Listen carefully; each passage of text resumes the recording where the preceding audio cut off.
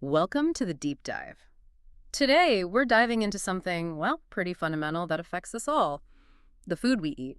hmm And specifically, what happens when the chemicals used to grow it interact with that incredibly complex ecosystem inside us, our gut. Right. And the source material we're looking at for this deep dive, it comes from excerpts of a YouTube video transcript.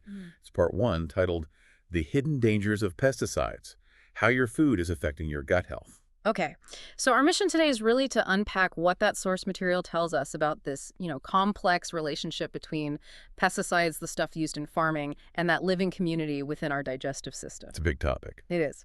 So let's maybe kick off by talking about this gut health the source keeps mentioning. Mhm. What exactly are we referring to when we talk about the human gut microbiome? Well, think of it as an incredibly complex inner ecosystem. I mean, really complex. The source highlights that it's home to trillions of microorganisms. Trillions. Yeah, trillions. We're talking bacteria, viruses, fungi, even tiny protozoa. Yeah. It's packed. Wow.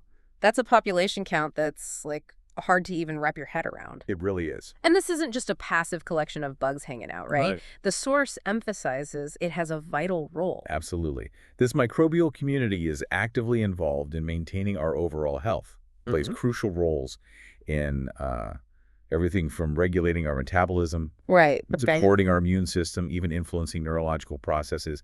It's deeply connected.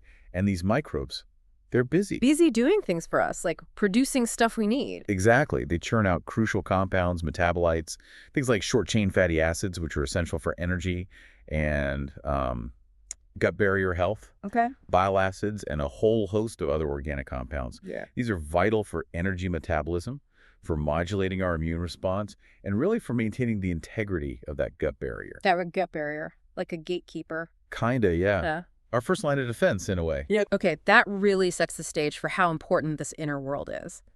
Now, here's where the source introduces a potential disruptor: the widespread use of pesticides in agriculture. Right. And these chemicals, they're designed, understandably, to target pests that threaten crops. That's their job. Sure. But the significant concern raised in the source is that they don't just stay confined to the pests or the fields.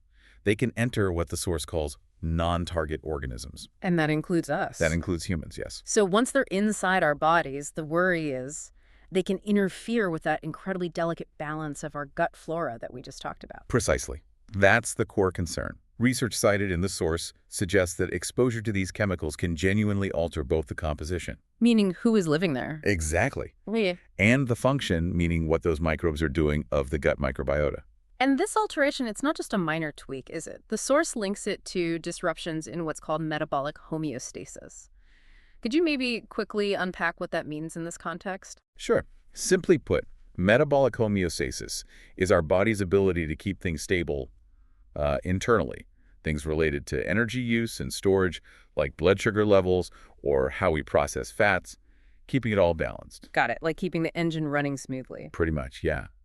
And when that's disrupted, as the source points out, it's potentially contributing to various diseases. Okay, that makes the connection much clearer. Mhm. So it's not just about maybe some gut discomfort. It could be about fundamental body processes being thrown off balance. That seems to be the implication, yes. Now, the source gets quite specific here, which is interesting. It breaks down the potential effects by different types of pesticides, suggesting they might not all act the same way. That's a crucial point. The source looks at insecticides, fungicides, and herbicides separately because, their chemistry is different, their targets are different. So it makes sense their interaction with our gut microbes could also differ. Exactly. It's logical to look at them individually. Okay, let's start with insecticides then. What does the source material say about their potential impact on the gut? Insecticides are specifically highlighted as being linked to adverse effects. The source says they can significantly alter the gut microbiota, leading to something called dysbiosis. Dysbiosis, that imbalance you mentioned earlier, where things get out of whack. Exactly that. An imbalance where maybe the beneficial microbes decrease and others, perhaps less helpful ones, might increase. And the source connects this dysbiosis to actual health problems. It does. It links it to various issues, including metabolic disorders like the insulin resistance we touched on, but also endocrine disorders, problems with immune system regulation, and inflammation throughout the body. Wow. And the source actually names specific chemicals here, doesn't it? It does. They call out organophosphates like chlorifos and dacenin, noting they're widely used and have even been detected in human plasma samples. So they're definitely getting into people. Apparently so. And that Hmm. specificity is important. The source points to studies linking exposure to these specific chemicals, chlorifos and dacenin, to, well, changes in gut microbiota composition. And what's particularly concerning is the link the source draws to outcomes like glucose intolerance and insulin resistance. So a direct line, potentially from specific insecticides to metabolic issues via the gut. That's what the cited research seems to suggest, yeah. Okay. So that's insecticides. Right. What about the next category mentioned? Fungicides. These are used to protect crops from mold and fungi, right? Correct. Fungal protection is their main purpose. But, like insecticides, their residues can end up contaminating our food, water, and soil. So there's an exposure risk for us. And do they also affect the gut? Similar story, according to the source. Studies cited show fungicides can also alter the gut microbiota, potentially leading to that dysbiosis state and the health problems associated with it. And again, the source lists examples. Yes, specific examples like carbendism, imidacloprid, and epoxyinazole. Right.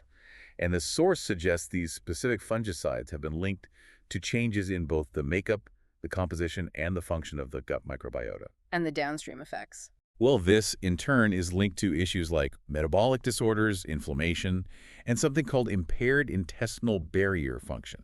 Impaired intestinal barrier function. You mentioned the barrier earlier. So this means the gut wall isn't doing its job properly. Like, it's leaky. That's a common way people describe it, yeah. Mm. Leaky gut.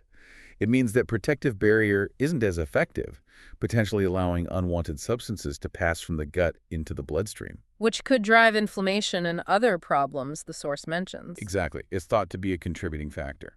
Okay, so insecticides and fungicides both seem to have the potential to impact the gut community and maybe that crucial gut barrier. What about the last type the source discusses, herbicides, the weed killers? Right, herbicides, used everywhere to keep fields clear of weeds. And like the others, their residues can be found on food grains, fruits, vegetables. Exposure can also happen through drinking water, the air, even soil contact. So pretty pervasive. Very. And the source singles out one in particular that, well, gets a lot of attention these days, glyphosate. Ugh. Ah, yes, glyphosate. Very widely used. What does the source say about it? Well, the source highlights studies, and it notes these are primarily in animal models for now that have linked glyphosate exposure to changes in the gut microbiota. Okay, what kind of changes are we talking about? Specifically, the source points to research suggesting a decrease in beneficial bacteria. The good guys doing the work. The ones producing those helpful metabolites, yes. And, maybe more worryingly, an increase in bacteria that are potentially pathogenic. Meaning they could cause harm if they get out of balance? Potentially, yes. Ah. That's the concern. So it seems like across all three major types, insecticides, fungicides, herbicides, the pattern the source suggests is this potential disruption of our crucial gut ecosystem, which is then linked potentially to various health outcomes. That's pretty much the main takeaway the source emphasizes. The evidence presented suggests that pesticides across these different categories can indeed have detrimental effects on the gut microbiota and, by extension, on our health as the host. But it's also really clear that this isn't presented as, like, the absolute final word, is it? Not at all. The source is careful to state that while there's this growing body of evidence, more research is definitely needed. Absolutely.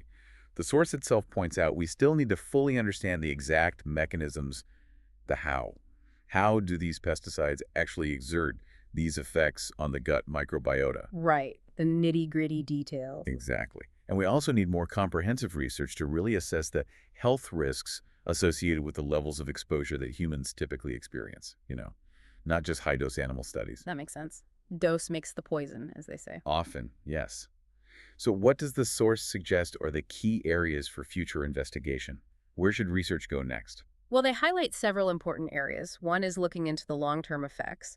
What happens with chronic, lower-level pesticide exposure over years? That's critical for human health. Definitely. We need those longitudinal studies. And digging deeper into the specific how the mechanisms behind these changes in gut composition and function, what pathways are being affected. And also exploring how the gut microbiota interacts with our immune system in response to pesticide exposure. It's likely a complex interplay, not just a simple cause and effect. A two-way street, probably. Very likely. And importantly, The source also mentions exploring potential solutions or mitigations. Ah, okay. Like what?